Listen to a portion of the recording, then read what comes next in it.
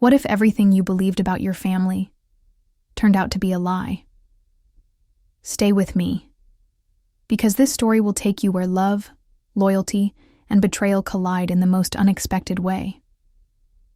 And if you enjoy stories that stir the heart and stay with you long after they end, don't forget to like this video and subscribe for more. If you ask me what I remember most about my wedding day, it wouldn't be the vows, or the soft rustle of silk trailing behind me, or the dozen chandeliers casting golden light over the marble floor. It would be the silence. Not a peaceful kind of silence, but the thick, airless quiet of a room full of strangers holding champagne, flutes, pretending they didn't notice the way I stood stiff as stone beside Liam Blackwood, my new husband in name, nothing more. I remember how the air smelled faintly of cedar wood and something sharper, like whiskey left to settle in a crystal, glass. I had imagined my wedding to be different once.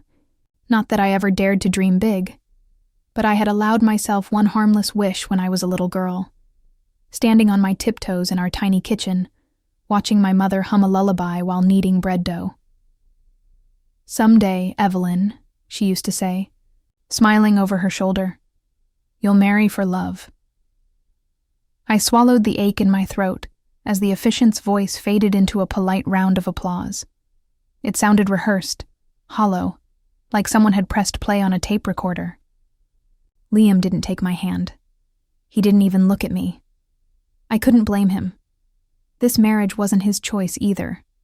It was business. My father's debt, crippling, shameful, and quietly hushed up behind closed doors, had been traded for me. I was the bargaining chip, the paper-thin bridge holding two crumbling worlds together. The reception blurred into meaningless greetings and forced smiles. I stood by Liam's side like a statue, nodding at faces I didn't recognize, accepting congratulations that felt like tiny cuts on already bruised skin. And when it was over, when the guests filed out into the cool night air, leaving us alone in the cavernous mansion I had only seen in photographs, I did what any dutiful daughter-turned-wife would do. I waited. I waited in the dim hallway outside what they called the bridal suite. My hands trembled as I traced the embroidered edge of my gown. My breath caught when I heard his footsteps behind me, slow and measured, like he was walking toward something he already regretted. "You don't have to pretend, Evelyn." His voice broke the silence, low and unreadable. "I'll take the sofa. The room is yours." I didn't turn around. I couldn't. My chest ached with something sharp and small, like a splinter I didn't know how to pull out. The door clicked shut behind him, and I stood there, alone again. I don't know what made me walk to the far corner of the suite. Maybe it was the need to feel something, anything that belonged to me. Maybe it was instinct. My fingers brushed against the old bookshelf, worn, and oddly out of place in a room so perfectly designed. That's when I saw it. A small wooden box, tucked behind the thick spines of books no one had touched in years. My breath caught as I pulled it out carefully, wiping away a fine layer of dust. The moment I opened it, I knew. It was hers. My mother's. The scent of lavender drifted up, faint but unmistakable.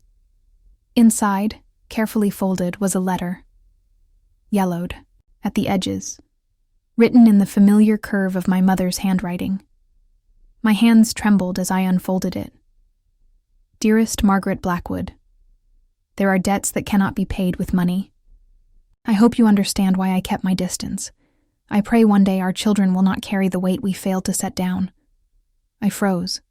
My heart pounded so hard it felt like it might tear through my ribs. Blackwood. My mother had written to a Blackwood. Read it again, slower this time, but the words didn't change. Our children. I pressed the letter to my chest, blinking back tears that burned too hot to fall. I didn't understand. What weight? What debt? What had my mother kept from me all these years? And why had this letter been hidden here, in his house, like it had been waiting all along for me to find it. My mind raced with questions I couldn't answer. And for the first time since I walked down that cold marble aisle, I felt something stir inside me. Not fear, not duty, but something else. The faint, trembling edge of truth. I didn't know what I would do next, but I knew I couldn't stay silent anymore. Not tonight. Not ever again. I carried the letter with me everywhere after that night. Slipped it between the pages of an old poetry book I pretended to read at breakfast. Tucked it beneath my pillow. When I lay awake listening to the unfamiliar sounds of this mansion breathing in the dark, I hadn't dared ask Liam about it. Not yet. Maybe because I feared what he'd say. Or worse, what he wouldn't. Days blurred into one another like pale watercolor bleeding across the edges of my life. I stayed in the West Wing, where no one asked me questions or expected anything, other than my quiet presence at the dining table. Liam barely spoke to me. When he did, his voice was always polite, distant, as if we were two strangers who happened to share a last name. He never entered the bridal suite again. Never crossed the threshold, and I started waiting for the footsteps I used to dread, but they never came. He spent his days locked in his study, buried in phone calls and quiet meetings with people I never saw. And at night, I heard the creak of the leather sofa in the library where he slept instead of beside me. It should have been a relief, but somehow it wasn't. One morning, after another silent breakfast, I wandered into the kitchen, hoping to lose myself in some small, meaningless task. Anything to make this house feel less like a museum of someone else's life. I ran my fingers over the edge of the polished counter, remembering the chipped wooden one from home. The smell of baking bread. The soft hum of my mother's voice filling the air like sunlight. I could almost hear her again. Someday, Evelyn, you'll know what it feels like to be chosen, not traded. The ache in my chest tightened. That night, as I made my way back to the bridal suite, I noticed something sitting on the windowsill. A small, delicate porcelain cup. Steam curled from the surface of the tea inside. Chamomile. The kind my mother used to make when I couldn't sleep. My breath caught in my throat. I glanced down the hallway. No one was there. No footsteps. No sound.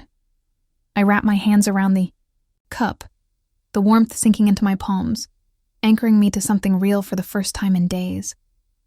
I didn't know how it got there, but somehow I knew. I started noticing more after that. The way the lights in the hallway outside my suite were always dimmed just enough that I wouldn't stumble when I returned late. The way the fire in the sitting room never went out until after I'd gone upstairs. The way my favorite book, the one I used to keep in the shop back home, appeared on the shelf in the library, like someone had gone searching for it just for me. I wanted to believe these things meant something. But every time I dared to hope, Liam would appear, stoic, unreadable, and remind me that hope was dangerous in a house like this. One evening, as I lingered at the edge of the library door, I heard his voice. Low, sharp. He was on the phone. No, I told you I won't authorize it. A pause. Because the Carter bookshop stays where it is. End of discussion. I pressed my back to the wall, my heart thudding.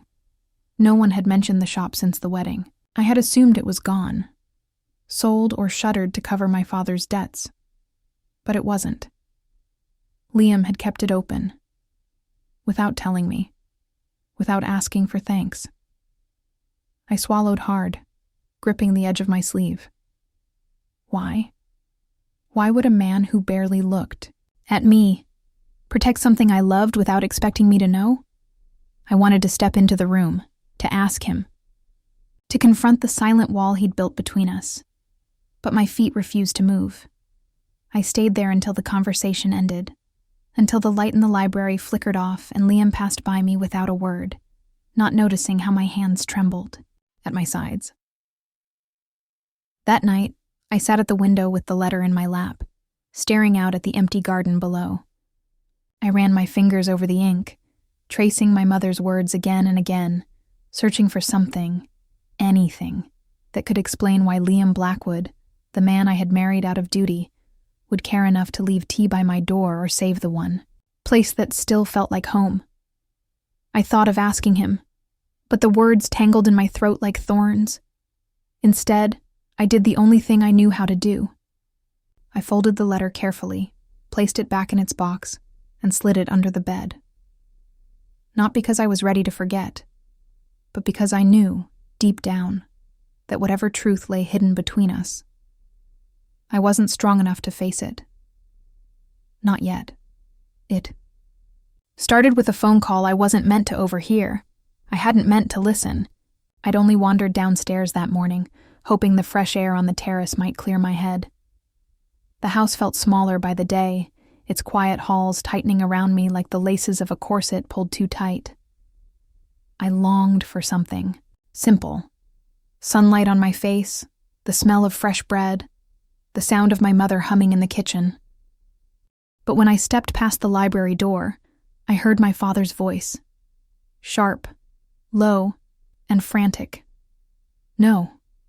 She doesn't know. A pause. She can never know. I froze. My fingers curled around the edge of the doorway. I told you I handled it.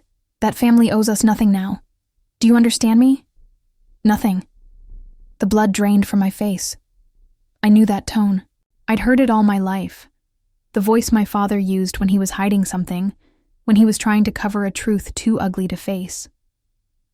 I took a step back, careful not to make a sound, but the floor creaked softly beneath me. My father's voice, cut off. Who's there? I turned to leave, but the door swung open behind me. Evelyn. I stood frozen as my father appeared, his face pale, his eyes wide with something that looked too much like fear. What are you doing here? He asked, forcing a smile that didn't reach his eyes. I was just getting some air, I whispered. His gaze flicked toward the phone in his hand, then back to me. He closed the distance between us in 2 long strides, lowering his voice. You didn't hear anything. Do you understand? I swallowed hard. Who were you talking to? He reached for my arm, gripping it tighter than he needed to. Evelyn. Let it go. But I couldn't. Not this time. I pulled my arm free, stepping back. What did you do, Dad? His face crumpled, just for a moment, before he straightened, again. It's complicated. I'm not a child anymore, I whispered. Tell me the truth. He ran a hand through his graying hair, looking suddenly smaller than I remembered. It was years ago, he said quietly. Before you were old enough to understand. Your mother begged me to walk away, but I didn't listen. What did you do? I asked again, my voice shaking. He looked away, staring out the window as if he could outrun the words. I took something that didn't belong to me, he said at last. From the Blackwoods. I made a mistake, a big one. I felt the ground shift beneath me. All these years, the debt, the marriage. I couldn't catch my breath. It wasn't just about saving the shop, was it? His silence was answer enough. I pressed a hand to my mouth, fighting the wave of nausea rising in my throat. You used me to pay for your mistake, I whispered. His shoulders slumped. I never wanted it to come to this. I shook my head, the weight of it all crushing me from the inside out. Did Mom know? He nodded once, slowly. She knew. She tried to fix it, in her own way. I thought of the letter, the one she had written to Margaret Blackwood. A debt that couldn't be paid with money. Why didn't you tell me? I choked out. Because I was ashamed, he whispered. And because I thought, maybe if you married him, it would all go away. Tears burned behind my eyes, but I refused to let them fall. It didn't go away, I said softly. You just gave it a new name. I left the house before he could stop me. I didn't know where I was going, only that I had to get out. I found myself walking toward the garden, at the far end of the estate, where the trees stood tall and bare against the winter sky. The wind bit at my skin, sharp and unforgiving, but I welcomed the sting. I didn't hear Liam until he was standing right behind me. Evelyn. I turned, wiping my face with the back of my sleeve. I didn't care if he saw me cry. Not anymore. You knew, didn't you? I whispered. He didn't deny it. He didn't have to. How long? My voice broke. How long have you been cleaning up his mess? Liam's jaw clenched. He ran a hand over his face, looking more human than I'd ever seen him. Long enough, he said quietly. I wanted to hate him. I wanted to scream, to shove him away, but my body betrayed me. My knees buckled, and before I could hit the ground, he caught me. His arms wrapped around me, steady and warm. I tried to keep you out of it, he murmured into my hair. I tried to protect you from all of this. Pressed my fists against his chest. Why? Why not tell me the truth? His breath shuddered against my skin. Because I didn't want you to hate me, he whispered. The words shattered something inside me. Not because they hurt, but because they felt real, honest, raw. I pulled back just enough to look into his eyes. For the first time since the day we met, I saw past the mask he wore so carefully. And what I saw wasn't coldness. It was fear. Fear of losing me. And in that moment, I realized something I hadn't dared to believe before. I wasn't the only one who'd been traded in this marriage. Liam Blackwood had given up something too. Maybe it wasn't love. Not yet, but it was a beginning, and for the first time, I let myself hope. I didn't speak to my father for days. I couldn't. Not because I hated him, though for a moment I might have, but because I didn't trust myself to say the things I really felt without shattering what little was left of us. Liam kept his distance, too. He didn't push, didn't ask questions. He only left the small things behind again. A fresh cup of tea on the windowsill. A soft light left burning in the hallway. A book I'd mentioned once in passing, now resting on the nightstand by my bed. Quiet gestures. Like he was waiting for me to notice that he'd been noticing all along. And I did. I noticed everything now. I spent my nights in the library after the house had gone still, curling up on the velvet sofa where he used to sleep. I traced my fingers over the letter my mother had written, reading the words until they blurred into something I could no longer untangle. There are debts that cannot be paid with money. I closed my eyes, clutching the paper to my chest. She had tried to protect me, and I had let her down by walking blindly into this marriage without demanding the truth. I couldn't undo what had already been done, but I could finish what she started. I found my father in the study 2 days later, sitting at the desk with his head in his hands. He looked older than I remembered, tired, defeated. He didn't look up when I entered. He must have known I'd come. I stood in the doorway, gripping the letter tightly in my hand. You need to tell them the truth, I said softly. He flinched, like the words had cut deeper than I meant them to. I can't, he whispered. If I admit what I did, our name will be ruined. Everything your mother and I built, gone. I took a step closer, my voice steady. It's already gone, Dad. You gave it away the moment you used me to fix it. His head snapped up, pain flickering in his eyes. You think I don't know that? His voice cracked. You think I haven't hated myself every single day for what I've done? I swallowed hard. Then make it right, He shook his head slowly, burying his face in his hands again. "I'm not strong enough," he choked. I stood there for a long moment, staring at the man I used to believe could fix anything. The man who had taught me how to tie my shoes and read me stories by lamplight when the power went out in winter. And I knew. He wasn't going to save us. Not this time. So I turned away. And I did something I never thought I could do. I went to Liam. I found him on the back terrace, standing alone, beneath the pale morning sky. His hands were braced on the stone railing, his head bowed like the weight of something invisible was pressing down on him. I swallowed the fear rising in my throat and stepped closer. "Liam," I whispered. He turned slowly, surprise flickering across his face. But he didn't speak. He waited. I held out the letter, my hands trembling. "I need your help," I said quietly. His brow furrowed as he took the paper from me, reading the words with something like recognition in his eyes. "Where did you get this?" he asked softly. "My mother left it for me, I think. I think she wanted me to finish what she couldn't." He looked up, his jaw tightening. "And what do you want to do, Evelyn?" I took a shaky breath. "I want you to bring this to your board," I said, my voice steadying with every word. "Tell them the truth. About my father. About everything." Liam's eyes darkened. "If I do that, your family's name—" "No," I interrupted gently. "But I can't let this hang over us anymore. Not over you.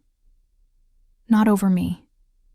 He stared at me for a long moment, like he was seeing me for the first time. Then without a word, he nodded. And just like that, I felt something shift between us. Not distance, not silence, but understanding. That evening, Liam left for the city. He didn't tell me where he was going, but I knew. He was doing what I couldn't do alone. I stayed behind, pacing the halls of the mansion, replaying every word I'd said, every word I wished I'd said. I made tea in the kitchen, the way my mother used to, filling the small space with the soft clink of porcelain and the faint scent of chamomile. And I waited. 2 days passed before Liam returned. I was standing by the front window when I saw his car pull up the long, winding drive. My heart pounded in my chest as he stepped out, his face unreadable. I met him at the door, breathless. "Well?" I whispered. He didn't speak right away. He reached into his coat pocket and pulled out something small, something I hadn't expected. A letter, sealed with the Blackwood family crest. He handed it to me, his fingers brushing mine. "I told them the truth," he said softly. "But I also told them something else." I looked up, searching his face. "I told them I take full responsibility for the agreement between our families, that the marriage was my decision, not yours, and that if anyone questions your family's name again, they answer to me." Tears filled my eyes, spilling over before I could stop them. "Why?" I whispered. Liam's gaze softened, his voice breaking just enough for me to hear the truth I'd waited so long to hear.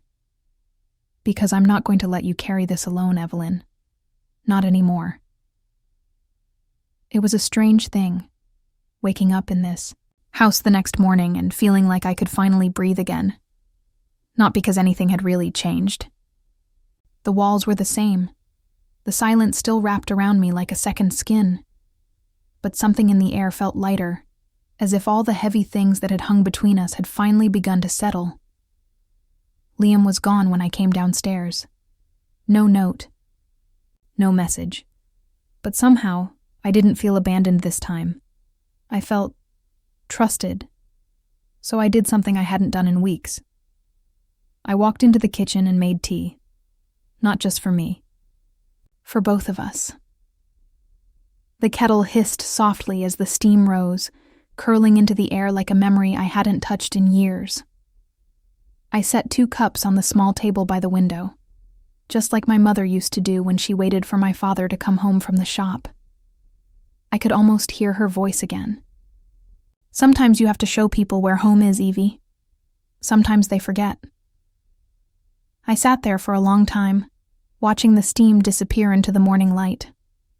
I didn't hear him come in, but when I looked up, Liam was standing in the doorway, his hands shoved deep into his coat pockets, like he wasn't sure if he belonged there. I pushed the second cup toward him, my fingers curling around the porcelain to keep them from shaking. He didn't move at first, but then, slowly, he crossed the room and lowered himself into the chair across from me. His eyes flicked to the cup, then to my face. "You made this?" he asked quietly, like it was something fragile he didn't know how to hold. I nodded. He reached for the cup, wrapping his hands around it like it was the first warm thing he'd touched in years. He didn't drink right away. He just sat there, holding it, breathing like he'd run all the way back from the city. I watched him for a moment, my throat tightening. "Thank you," I whispered, his head lifted, his eyes locking on mine. "For what?" His voice was rough, like he didn't trust what he was hearing. "For standing up for me," I said softly. "For protecting my family's name, even when you didn't have to." He set the cup down carefully, leaning forward like the weight of those words had knocked the breath out of him. "I did have to," he whispered. "I just didn't know how to tell you." I swallowed hard, my heart pounding in my chest. "Tell me now," I whispered. He let out a shaky breath, like he'd been holding it for years. "I didn't marry you because I wanted to punish your family," he said quietly. "I married you because I didn't know any other way to protect you. And somewhere along the way, I stopped caring about the deal, about the name, about all of it." He looked down at his hands, shaking his head. "All I could think about was you, sitting alone in this house, looking at me like I was the enemy." His voice cracked, and knowing I deserved every bit of it. I felt the tears rising again, hot and sharp. "I hated you," I whispered. "I thought you only saw me as a way to fix what my father broke." Liam looked up, his eyes shining with something I hadn't seen before. Not coldness, not duty, something painfully, achingly human. "I did," he admitted softly. "At first. But then you kept standing there, holding your head high when everyone else would have crumbled. And I couldn't stop seeing you." He leaned closer, his voice dropping to something raw and quiet. "I've spent my whole life building walls to keep people out. But you found every door I thought I locked." I let out a shaky breath, my hands trembling. "And now," I whispered. Liam reached across the table, his fingers brushing mine, slow, careful, like he didn't want to break the moment. "Now, I don't want the walls anymore," he whispered. "I just want you." The tears fell then, silent and sure. I stood slowly, moving around the table until I was standing in front of him. He looked up at me, something unspoken hanging in the air between us. I reached for his hand, curling my fingers around his. And for the first time since the day I said "I do," I meant it. "I want you too," I whispered. He stood, his hands framing my face like he was afraid I might disappear if he blinked. But I didn't pull away this time. I leaned into him, resting my forehead against his chest. We stayed like that for what felt like forever, the soft ticking of the clock filling the space between our heartbeats. When he finally spoke, his voice was a whisper against my hair. "I'm not good at this, Evelyn," he breathed. "I don't know how to love someone the way they deserve." I pulled back just enough to meet his eyes, my voice steady. Then let's figure it out together. It's strange how a house can feel like a stranger for so long. And then, in a single quiet moment, begin to feel like home. The air still smelled like cedar and polished wood. The high ceiling still stretched too far above my head. But as Liam held me in the kitchen that morning, I realized it wasn't the house that had changed. It was us. Later that evening, the power went out. Not the whole city, just here. Just us. The heavy winds had picked up before sundown, shaking the old trees in the garden. Somewhere between dinner and silence, the lights flickered once, twice, and then everything dimmed into darkness. I stood at the window of the sitting room, the outline of Liam moving toward the fireplace behind me. I heard the soft sound of matches striking. 3, maybe 4, before a soft glow filled the space. No television, no overhead lights, just firelight. And for the first time in this big, echoing house, I didn't feel like I had to fill the silence with words. I turned, watching him kneel by the hearth, feeding the flames like he'd done this 1,000 times before. His sleeves were rolled up, his jaw tense in concentration. But when he glanced over his shoulder and caught me watching, something shifted in his face. Not the guarded distance I'd grown used to. Not the cold, unreadable mask. Something softer. Something real. "Come here," he said quietly. I crossed the room without thinking, drawn by something I couldn't name. He held out a blanket, wrapping it around my shoulders like he had all the time in the world to stand there, doing nothing else but this. I didn't step back. Not this time. He sank onto the old sofa beside me, the fire crackling low between us. The storm raged beyond the windows, but in here, it felt like we were sealed inside something weightless, something warm. I curled my legs under me, clutching the blanket tighter. "I used to love nights like this," I whispered, surprised by how steady my voice sounded. Back home, when the lights went out, my mother would light candles all over the house. She said the darkness always made the tea taste sweeter. Liam's lips curved, just a little. She was probably right, he murmured. I turned to look at him, startled by the softness in his voice. "Tell me something," I said before I could lose my nerve. He nodded once, waiting. I pulled the blanket tighter around me. "What were you really thinking the day we got married?" Liam leaned back, his eyes searching the shadows above us like the words might be written there. "I thought you hated me," he admitted quietly. I swallowed hard. "I did. For a while." He nodded again, as if he'd known that all along. "Told myself it didn't matter," he continued, his voice rough. "That it was just a deal, a way to end the feud, protect the family name, settle the debt." He turned to face me fully, his jaw tightening. "But when I saw you standing at the altar, looking like you wanted to be anywhere but there, I hated myself more than you ever could." I felt the breath catch in my throat. "You never said anything," I whispered. "I didn't know how," he admitted. "I've spent my whole life avoiding anything that felt real. It was easier to live on the surface. Safer." He leaned forward, his elbows on his knees, his hands clenched together like he was holding back something too heavy to carry alone. "But every night you walked past me. Every time you sat across from me at that table without meeting my eyes, it chipped away at me." He looked down at his hands, until I started to wonder if maybe I didn't deserve to feel anything more than that silence. I shifted closer, the blanket falling away as I reached for his hands. He flinched at first, like touch wasn't something he knew how to receive. But then, slowly, his fingers laced through mine. "You do deserve it," I whispered. "We both do." He closed his eyes, breathing out like the air had been trapped in his lungs for years. When he opened them again, the storm outside seemed to quiet.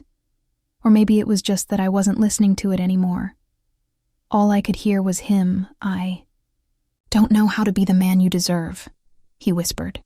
But I swear to you, Evelyn, I want to try. And in that moment, without any grand declarations or stolen kisses, I felt something fall into place.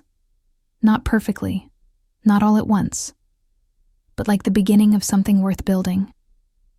I leaned into him, resting my head on his shoulder as the fire cracked softly beside us.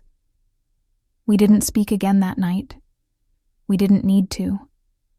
We just sat there, wrapped in quiet, steady warmth, while the storm passed unnoticed outside. And for the first time, I didn't feel like a guest in his house. I felt like I belonged.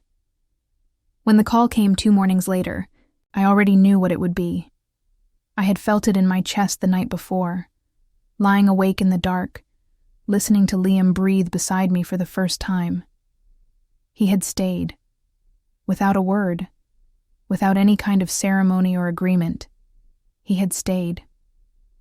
But somewhere in the silence I had felt something else, a weight pressing down on my heart, a knowing I couldn't explain. So when I heard the phone ring that morning, long and low like something waiting to break, I was already standing at the window, staring out over the garden. Liam answered it. I didn't turn around. I didn't have to. His voice was soft. Just one word. Okay. And then nothing. We drove in silence. The roads were empty. The morning sky pressed low and gray like the world itself was holding its breath. Liam's hand rested on the gear shift, just inches from mine, but neither of us reached across the space between us. We didn't need to. When the car finally stopped in front of the little house I hadn't seen in weeks, my breath caught in my throat. The porch light was still on. Someone had left the curtains half open, like she'd be right back. But I knew. I had known all along. Liam opened my door without a word. I stepped out, clutching the sleeves of my sweater like they could hold me together. The house felt smaller, now. Quieter. Like it had already started to let go of the life it once held. Inside, I found my father sitting by the old armchair where my mother used to read. His head was bowed, his hands shaking. I crossed the room slowly, sinking to my knees. In front of him, he didn't say anything, didn't have to. I reached for his hands, holding them in mine, and together we sat in the silence my mother had left behind. The funeral was simple. She would have hated anything grand. We stood under a pale winter sky, the wind tugging at my hair, my coat. Liam stood beside me, silent but steady, his hand brushing mine just enough to let me know he was there. I didn't cry that day, not because I didn't feel it, but because the grief settled in places tears couldn't reach. Afterward, when the guest had left and my father had retreated to his room, I wandered back into the kitchen. The old teapot was still there, chipped and worn, like nothing had changed.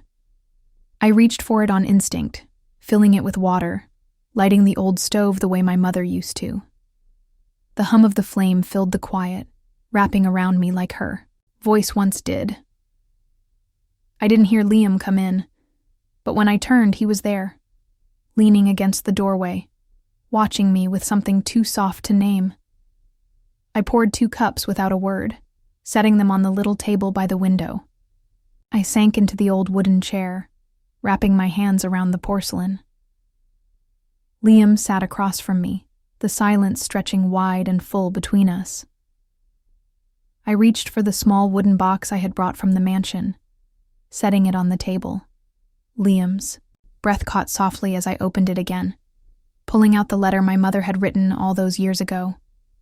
I read it aloud this time, slowly, letting every word fill the space between us. There are debts that cannot be paid with money. I hope you understand why I kept my distance. I pray one day our children will not carry the weight we failed to set down. When I finished, I folded the letter carefully, tucking it back inside. "She wanted peace," I whispered. Liam nodded, slowly. "I think she believed we'd find it together." I looked up, searching his face for the man I had once feared. I didn't see him anymore. All I saw was the man who had stayed, who had carried more than his share, who had never asked me to carry it alone. "I don't want this house to feel empty," I whispered. Liam reached across the table, his fingers brushing mine. "Then let's fill it again," he murmured. That night, we lit every candle in the house. Not because we needed the light, but because I wanted to remember what it felt like to fill this space with something warm again. We sat on the floor in the living room, surrounded by the soft glow of flickering flames, and for the first time in weeks, I let myself cry, not for what I had lost, but for what I had found. Liam pulled me close, wrapping his arms around me like he was trying to hold the pieces together. And for once, I let him. We didn't speak of debts, or family names, or what we had given up to get here. We just sat there, breathing in the quiet, while the house, our house, came back to life around us. I woke before the sun the next morning, though I wasn't sure I'd ever really slept. The house was still, the air heavy with that quiet kind of peace that only follows the deepest kind of loss. And yet, for the first time since I'd set foot in this place again, I didn't feel like I was standing in the middle of something broken. I felt settled, not whole, not yet, but close. Liam was still asleep, his breath steady beside me. I watched him for a moment, watched the way his face softened in the dark, all the sharpness he wore by day stripped away by sleep. I reached out, brushing my fingers lightly along his jaw, and he stirred but didn't wake. So I slipped out of bed quietly, padding down the hall to the little kitchen that had once been the heart of our home. The teapot sat on the stove, exactly where I'd left it the night before. I didn't light the flame this time. I didn't need the tea, I just needed to sit. I pulled a worn notebook from the old drawer by the window, one my mother had filled with shopping lists and half-finished recipes. I flipped past the pages until I found a blank one, and I wrote. Not. For anyone in particular, not to settle a debt or fix a mistake, just for me, to the one who comes after us. This house has held so much more than silence. It has held promises, and heartbreak, and laughter that once filled every room. It has held loss, and it has held love. And if you ever find yourself wondering if you belong here, you do. Because sometimes home isn't something you find. It's something you choose to build. And this is ours. I signed it simply, Evelyn, folded the page carefully, and tucked it between the frame and the old window latch where I used to sit as a girl, watching the rain. I didn't know who would find it someday. Maybe no one. But it felt right, leaving something behind, something more than silence. When I turned around, Liam was standing in the doorway watching me. His hair was still tousled from sleep, his shirt hanging loose like he hadn't bothered to button it all the way. But his eyes were steady, clear in a way I hadn't seen before. He crossed the room without a word, reaching for my hand. I let him pull me close, let my head rest against his chest, feeling the quiet thump of his heart beneath my cheek. We stood there for a long time, holding on to something we'd both spent so long trying to protect, ourselves, each other, whatever this fragile new thing between us was becoming. When he finally spoke, his voice was soft enough to almost miss. I never told you what my grandmother used to say about this place. I looked up, surprised. She used to say houses remember us, he murmured. Long after we're gone, they remember the people who filled them with life. I felt my throat tighten. She was right, I whispered. Liam pressed his forehead to mine, breathing me in like he didn't know where he ended, and I began. I've spent so long trying to outrun what this family was, he said quietly. I didn't realize I could choose what it becomes next. I wrapped my arms around his neck, pulling him closer. Then let's choose together, I whispered. His hands framed my face, and for the first time, there was no hesitation in the way. He kissed me. No distance. No weight of expectation or duty. Just us. We stayed in that little kitchen all morning, the light slowly filling the windows, warming the worn floorboards beneath our feet. Later, we packed a few things.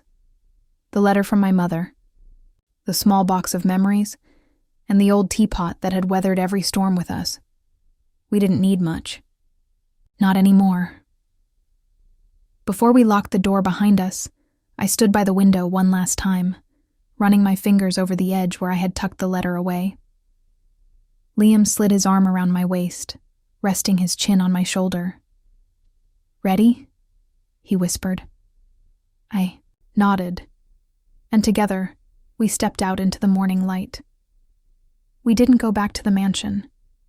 We didn't need the chandeliers, or the polished floors, or the empty halls that had never felt like ours. We built something smaller, something simpler. A home with windows that let in every ounce of light we could find.